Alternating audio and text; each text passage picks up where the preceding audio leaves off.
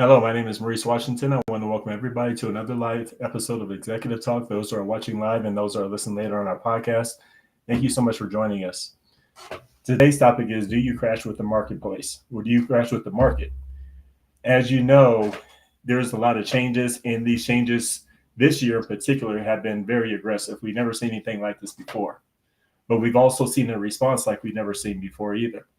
So with me today is we have Kerri Farren with Summit Global Private Wealth to actually talk to us about: do you crash with the market? How your response to the market is, and what you can do to change that outlook. So without further ado, let me go ahead and bring Kerri to the stage. How you doing today, Kerri? I'm doing pretty good today. It's still a little chilly outside, but I'm ready for summer. So I'm doing I really know, well I know. today. How about That's yourself? good. I'm doing good. And one thing that we know as business owners is regardless of how cold it is or hot it is, there's still stuff going on around this world, right? Exactly. That's fair. That's fair. So, do you crash with the market? How? Why is this? Because again, as I mentioned in the very beginning of the show, we've seen changes that we've probably never seen at all. You know, this is a very abnormal. What have you seen in totality with your clients and people in this time frame? Yeah, so it's a really good question and a really good thing to think about for everything. But this market has been crazy, or not the market, but the whole government stuff, what's been going on to be able to change the market. It's been very different than ever before. I mean, all these things are coming through with things that, not getting into politics or anything, but things that Trump want, they make a big change and then all of a sudden they don't, and it pulls to a different stage. So people are seeing this fluctuation in all this stuff and not knowing what to do. So a lot of people get scared. A lot of Mm-hmm. people don't know, and they just kind of go with the market and be really stressed out, go with the news, be really stressed out. But then Yeah, there are other people that really are taking this, being very optimistic about it and true. going with it. So it's something I think it's really hard for people to understand. And when the market crashes, some people crash. When the market crashes, some people go up. So it's Yeah, it's totally different, and it's just been crazy this year. that's very true. And that leads me to this next, and just really the point of this whole thing is confidence. Consumer confidence is huge. And one thing that's under attack when people see this much volatility at once, your confidence level goes down because ultimately we're saying that you should have confidence in the market. That's why you're suggesting, hey, let's put your money in the marketplace. And ultimately you're trying to increase your revenue on top of what you're currently doing in your day to day as part of your plan, economic plan, right? So talk to us about what those known aspects are and kind of the economic outlook and personal finances and how all that mixes in. Yeah, so from people I've spoken to personally, plus other um, friends that I work with that have worked with these people personally, you hear different stories about how people are defining, excuse me, how people are defining this consumer confidence. They're looking at more about the economic updates, their personal finances, and kind of what that shows is what things are going on now. The news about, they're talking to people, they're talking about the cost of goods, they're talking about all the tariffs, all this stuff that's going on now is out on the news, and people are knowledgeable of that. They understand those things, but they're kind of thinking that those are the things that are going to run your decisions and your confidence in your money, things like that. Those are the things people look at. And if they understand that, that's great. But there are more things that kind of cover this confidence than just understanding their personal finances, the economic outlook, things like that.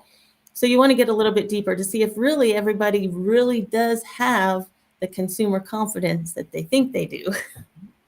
That's exactly right. Would you say that stability is important for confidence to be at its all time high?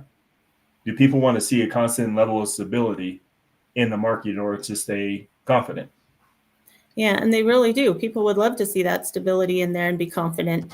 But the situation with that is there is no stability. So people's confidence has to have their own definition of stability. kind of in a way, That's right. and how they're going to run with it and how they're going to handle it. So it's different for everyone. And again, there is no stability. So with the confidence that they have, they also have to be looking at those different strategies and those different thoughts on what else is going on that can or cannot affect. That's right. I love what you said because it leans right into that outlook for you. You have to have a specific outlook at the marketplace to really understand how to attack it. Because, and we'll see it later on here, but there is no, it's not offering the stability that gives you that confidence to keep going with it. As soon as you see dips like this in particular, it makes you want to jump ship, right? And bring your money right back home where it's safe in your eyes versus out there in the marketplace. Yep, Uh, exactly. Let me ask you this. This is a interesting, I guess, for lack of better terms, photographs here is the unconscious incompetence, conscious incompetence, and conscious competence, and unconscious competence. What does that mean? Because right now I just got confused because maybe I don't have the competence, but whatever. Yeah, well, it is. And this is something I will tell you right away. I've had a mentor for 20 years in my business, and these are things that I've learned from him. So I'm really giving him the credit for understanding things that he's talked about and how I'm seeing it now in the finance. So I'll never be able, I shouldn't say never. I'm not quite at the part where I can explain it and be as perfect as he is with it, but I want to express what I've learned from it. Okay. And really show how this really affects people with their confidence because of things they don't know that they don't know. That's fair. So I'm going to start, I'll just go through them, kind of explain each of them. So the unconscious and incompetence means that you really don't know what you don't know, so you don't do anything about it.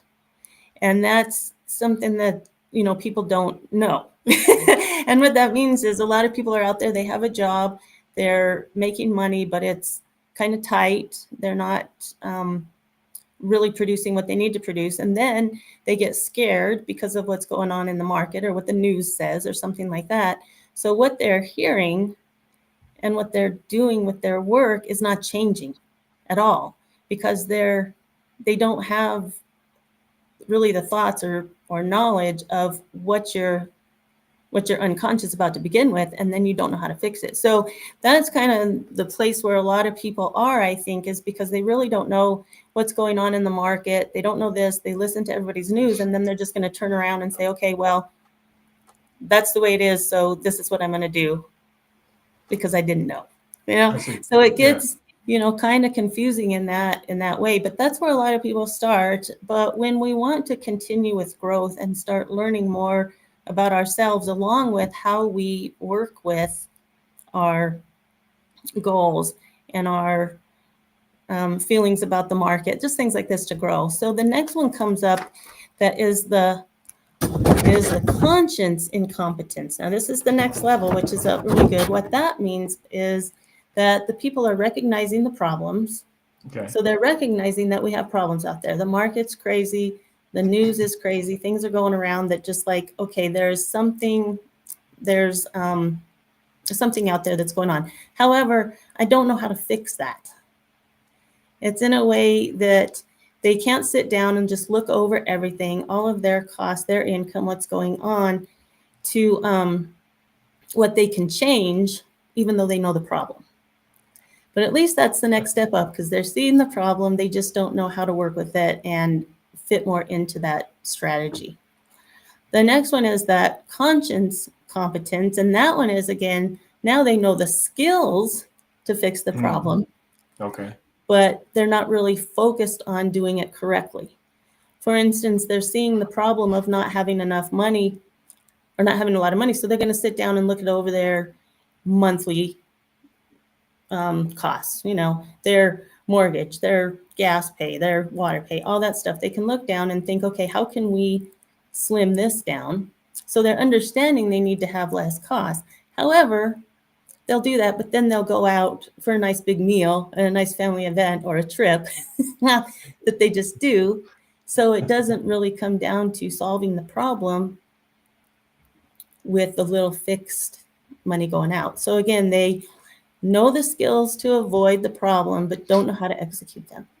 And then finally, the last one, the unconscious competence. This one is the one that is, I'm not going to say very hard to get to, because I don't want to say that, because people have gotten there.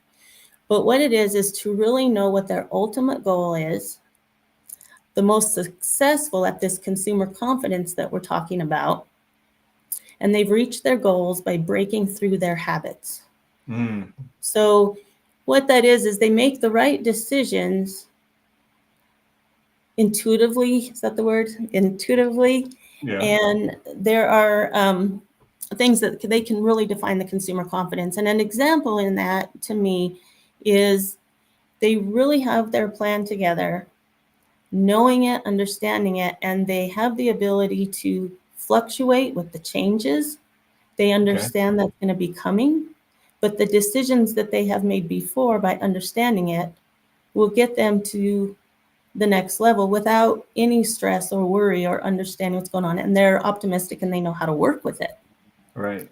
So it goes from, it's just a learning level that everybody's going through in time. But to get to that unconscious competence, that is something that I really think people would enjoy being in. And they would be, I think, when it looks more as your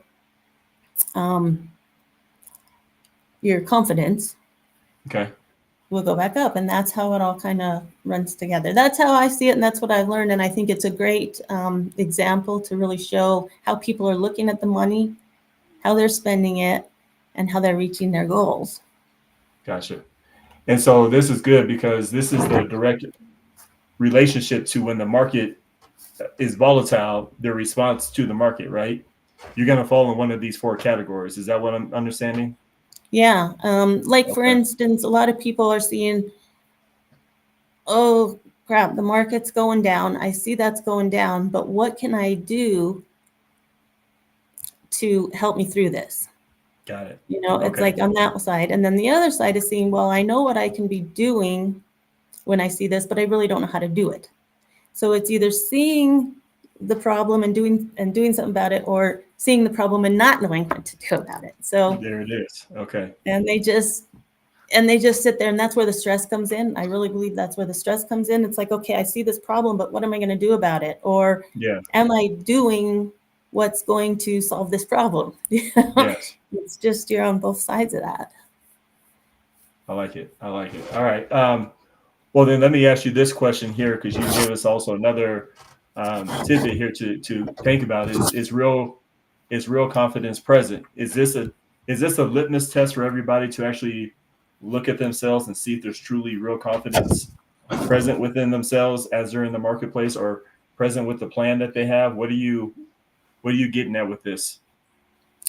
So that's one question that we kind of looked at the other. So is real confidence present? Now, we really don't know, because then again, this is where the question comes in. It's interesting to know what people would have answered this question before what I just talked about, and then ask this question again about what I just talked about. Even though it was very small amount, just information, they're thinking, wow, was my real confidence there? Am I being able to get to where I want to be with the knowledge that I have now?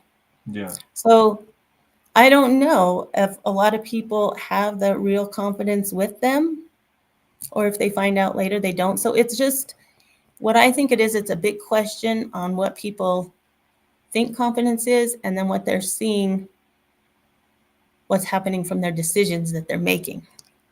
That's it. Things change. That's it. One thing that's behind the scenes, but also in front of the scenes on the same breath, is the fact of, Kerri is talking about your plan that you have executed on. And it's your day-to-day plan, and what it looks like as far as what you see fit is what the direction that you're going to go.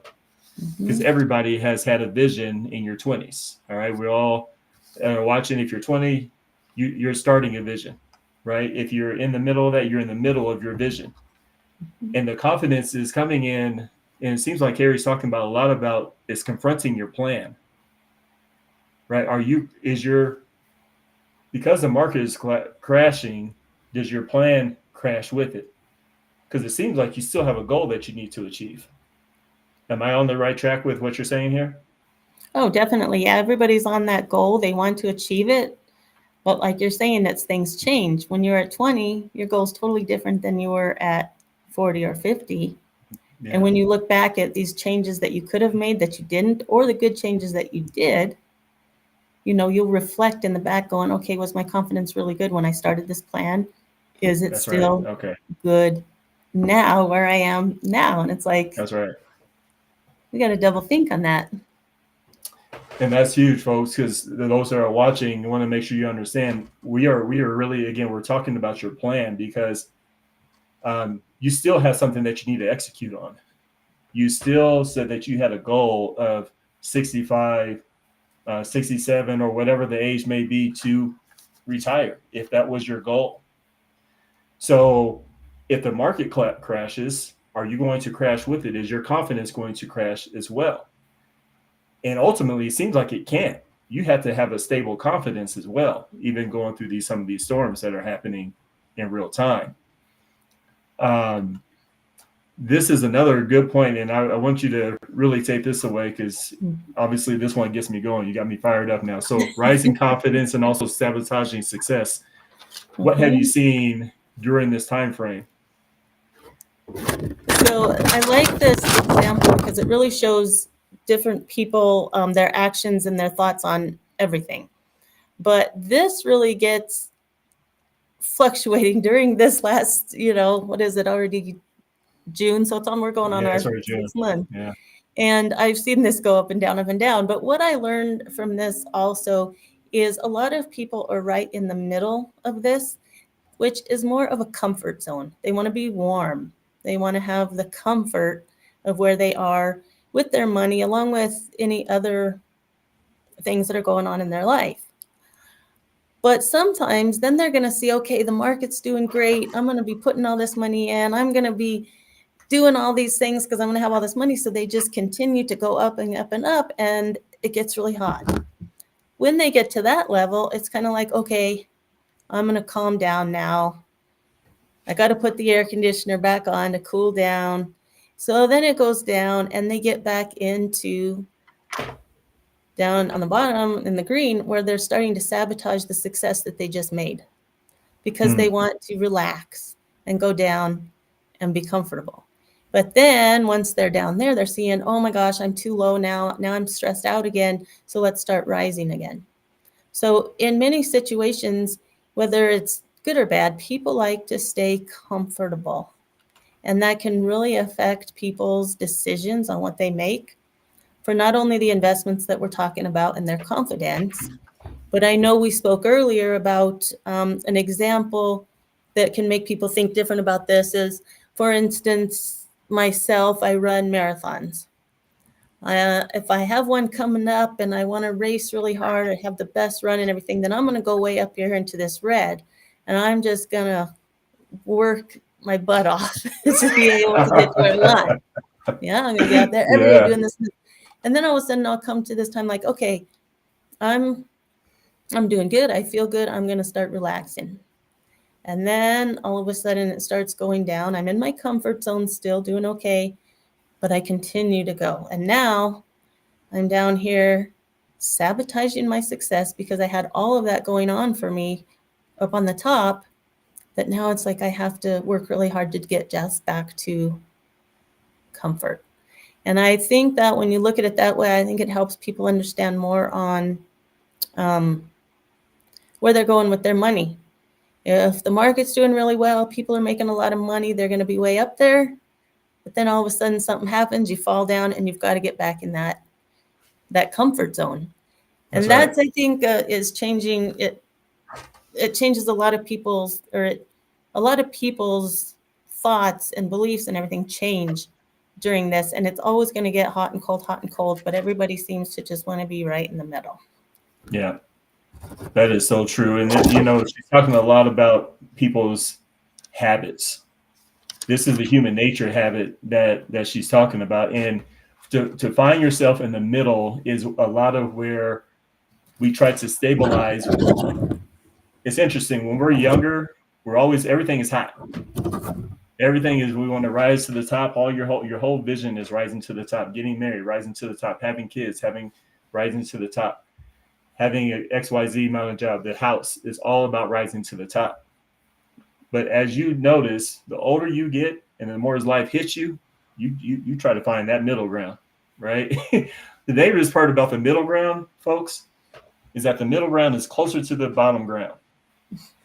And the older you get, the less energy and that you have to keep on trying to hit the top. You're just trying to stabilize because now you realize all your vision is getting hit by this currency called life.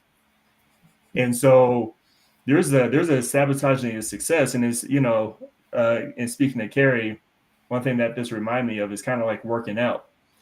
You can hit that middle part and say, you know what, I'm going to get better. And this is almost the same example as to I'm going to meet with a financial advisor. And then they bring you to the top. Same with working out. You get to the top. You get that ideal weight that you're looking to get to. As soon as you get there, it's not getting to the top that's hard. It's actually maintaining and keeping yourself red at all times. That's where the real success lies. There's actually that energy of life where you have to maintain staying up top, because the gravitational pull on life is you're a situation away from going right to the middle and going right back to the bottom. Mm-hmm. And I think the habit is that we think we can maintain this. And it's almost like we think our plan is set because it's been working for a few years. That's where Kerri was talking about, it seems like we start to take extra trips. We're spending extra, and you lose sight of your plan. Well, then as soon as something happens, we have this volatility like we have recently. Well, then now we see yourself, that whole plan that you had and that whole comfort went straight to the bottom. And so there is a tension that we have to pay attention to. It almost goes back to that statement Kerri was talking about as far as being conscious about things are not stable. And I want to show you something, and this will make all the sense in the world, and this will help you understand what Kerri's going. So Kerri, I'm gonna let you take this away and get started. So this is when it starts getting into more of the numbers and all this kind of stuff that energizes me, which some people, it doesn't energize at all. So yeah, so when you look back at this time, you see many ups and downs. And of course, everybody, doesn't know or remember or even understand some of these things that have happened that let the market go back down.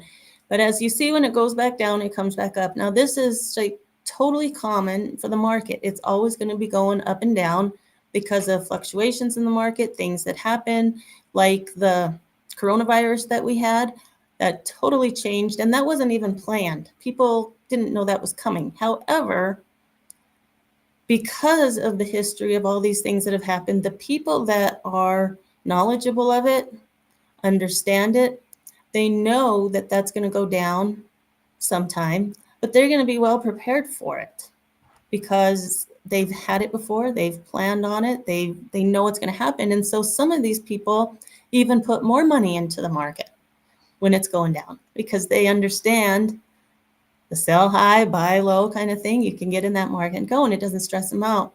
But the other people, even if they have confidence in their retirement plan and, other things that they want to do, even those people will look back at this and go, oh no, something else just happened. My money's going down and I'm losing it. And now what am I going to do? Because my goals have changed. You make a plan way back in, 2025? Let's make a plan in 2000 that you're going to retire in 2025. Well, 2000, everything looked good. You had your mindset going. You understood everything. But all of a sudden, something happens when you're getting close to retirement. And then you're like, oh, no, I didn't plan for this. I'm not ready for this. And I experienced that when I worked at Hewlett-Packard and came 9/11. I had a lady that was getting ready to retire. She was 55 and she had getting ready to retire. She was ready to go. That happened and she had everything. I just was boggled by this, but she had everything in HP stock.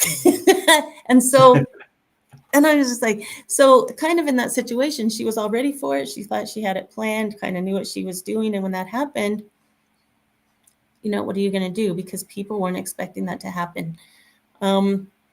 Another example kind of that I look here when I look Mm. at the other different kind of people, the unconscious competence, that I have a client that was really looking forward. She's 53. She was really looking forward to starting her investment now.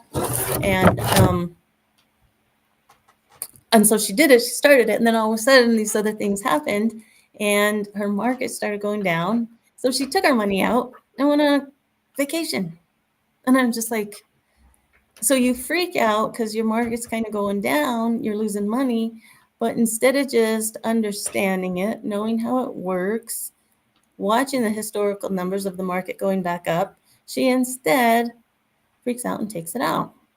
So she's missing the huge opportunity of keeping the money in the market when it's going down.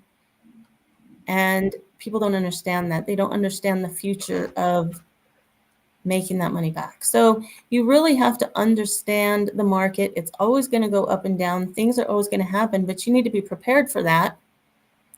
So when you're starting to learn how to invest back in the 30s, you want to be able to understand what the market is. So let's just look at the age 55, 60 when you want to retire, and keep on that steady plan, learn more, understand it. So then that way these fluctuations will not hurt.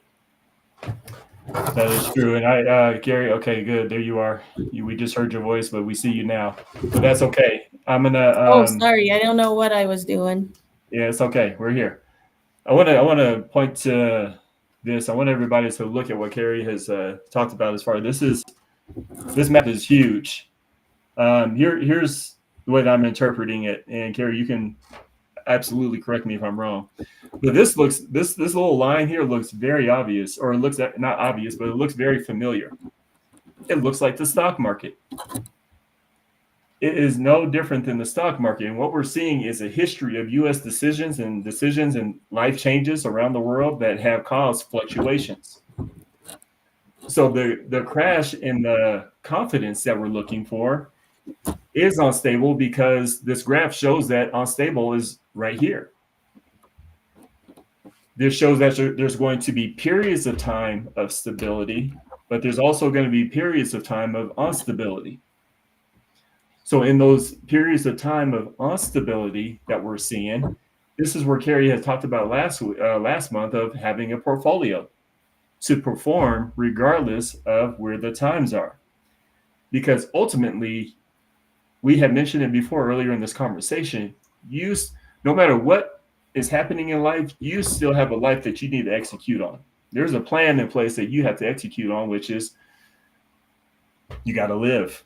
You know, it's a small thing, but it's a big thing, right? You got to live. You have kids, you have grandchildren, you have things that you want to put aside. That was your original goal when you spoke to a person like Kerri when you were 35. So now your commitment to your plan and executing that should be bigger than this market, because this volatility is telling you it looks just like life. You can't really guarantee what's going to happen tomorrow.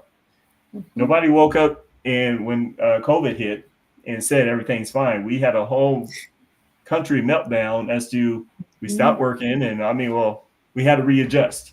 Well, that brought the market down, but we readjusted and we started to climb back up. So the ultimate piece here is the fact that we are staying in reactive mode to the marketplace instead of reactive, instead of looking at this and saying historically, this is the pattern. So you meet with people like Kerri and say, how do I override this pattern? How do I set things up to where this pattern is not affecting me, or I can capitalize on this pattern? Is this the outlook, the economic outlook somebody should have as far as executing a plan, Kerri? Yeah, they with the plans that they make and the confidence that they have, they are able to look at these things and, like you said, understand what happens and what to do about it. And if they have the confidence in their investments that they're running with and the knowledge that they're running with, then of course they're going to understand what's going on and how to change with that.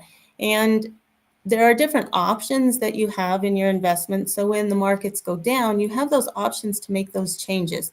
When it goes back up, you have options to make those changes. And a lot of people don't understand that either. So they just sit and hold and kind of hope for the best. So Yes. again, it's just having that confidence of what you know, understanding this, and learning from historical information, which is shown right here. So it's just, again, it's just the confidence in your knowledge and also listening to someone like a financial advisor to see it from a different view. The financial That's it. advisor sees this as really given the opportunity to help the client get through this, understanding it and not being worried about it, because they just know that they can get help and get to understand it better, and they learn more, and with learning more, the confidence goes up and the stress goes down. That's And it.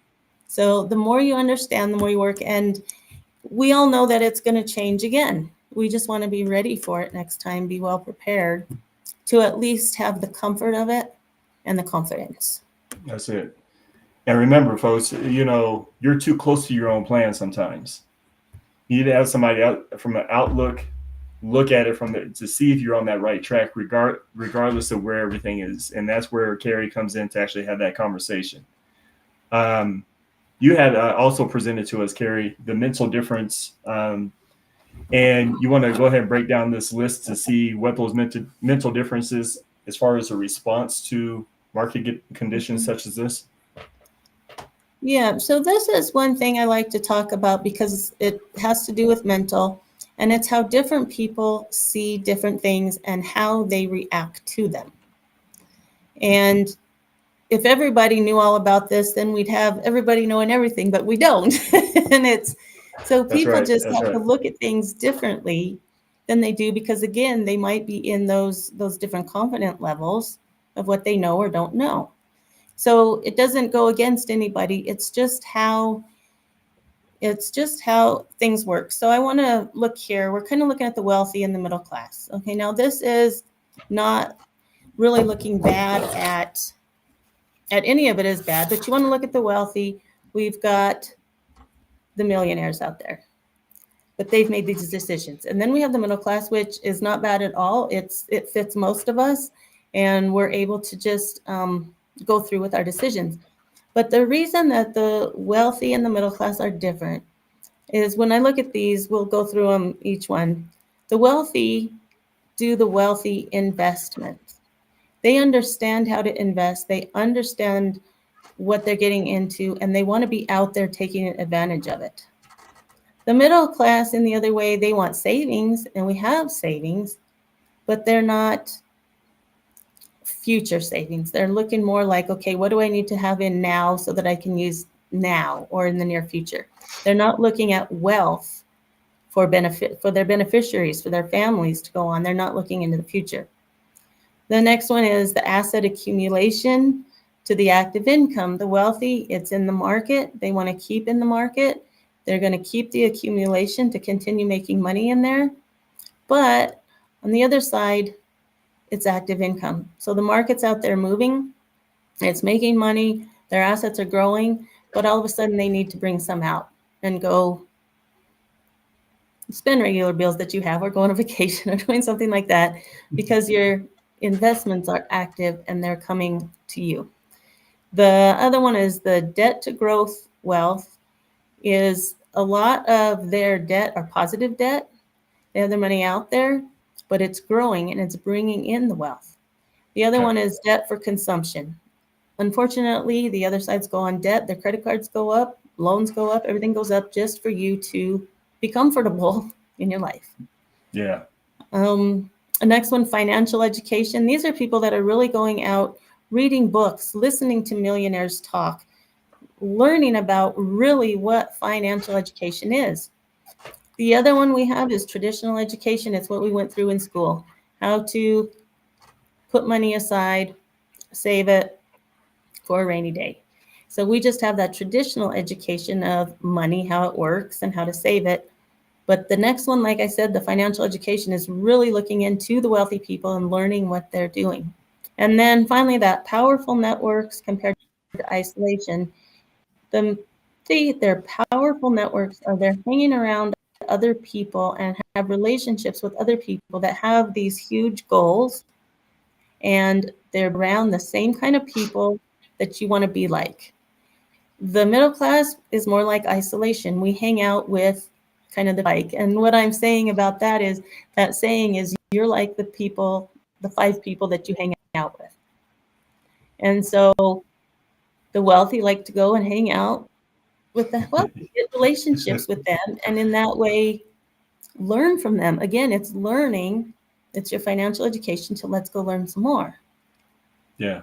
On the other side, I'm not saying again it's bad or anything, because I'm right in there in this, but you're going to go be around the other kind of people, like going bowling every Thursday night. Wait a minute. We're getting personal. I know. I know. So yeah, it is. It's just funny because it's the way we all look at each other, the way we express ourselves. But that's what the difference is, and I think people need to be more on their thinking side. It's like, okay, we have opportunities here to do these other things. I just don't want to be struggling along, living routinely like I always do. I just want the education to learn. So that's really, it's not a big difference at all. It's just the way we handle our money, how we want to spend it, and how we're not looking into the huge big picture of not only our retirement, but our beneficiaries, our family, things to keep going in the family. So that's where I think the differences are. That's fair. And I want to bring this back up because you had talked about rising confidence and also sabotaging success. And when we take that idea that Kerri just presented to us, minus the bowling part, she was actually right on cue because we were talking about comfort. That's the mindset of those that stay right here, typically in the middle, and want to stay in that middle. That's fine. That's a pathway of life. Okay. That doesn't. So when life happens, that middle, that's where that crash happens, and that's where you crash with the market typically. When she was talking about kind of the wealthy path, they're trying to always stay hot. That's what she was alluding to earlier, just staying hot, staying on point, having the right conversations, seeing the crash in the market and saying, okay, what can I buy low? What's about to rise in the next few months? Mm-hmm. And so it's a difference in response to the marketplace. And that's the mental approach towards that, that marketplace, and regardless of if it crashes or not. Because again, it seems like the wealthy people still want to execute on the plan that they set for themselves. That's the ultimate goal. Am I saying that correctly? Mm-hmm. Oh, definitely. That's where I'm glad you brought it back to this screen, because yes, when you're up in that red, you're confident, you know what's going on, and you're going to stay up there because you know it's right. You're feeling good. And that's where we want people to really understand on where to be. And that's where you see the difference of, the different risk level and just what we were talking about, the wealthy and the middle class. It's kind of like how we see that and where we want to be. And I will tell you, I think middle class is more on that comfort zone. It's on that comfort zone. They don't really understand what they can do to get in the red and stay in it. But at least they know when they're dropping, they better do something to get back up. So they understand that. But that's the comfort zone, and that's where a lot of people are. I would like to be in the red all the time. That's the place to be. So I'm still learning, and I'm also helping other people learn how to do that. That's fair. But that's the thing. It's just a comfort. Just a comfort. All right. Kerri, as normal, you gave us a lot to go with as far as this, and it's perfect because this particular time frame, people need to not crash. We need to see an opportunity and respond to it.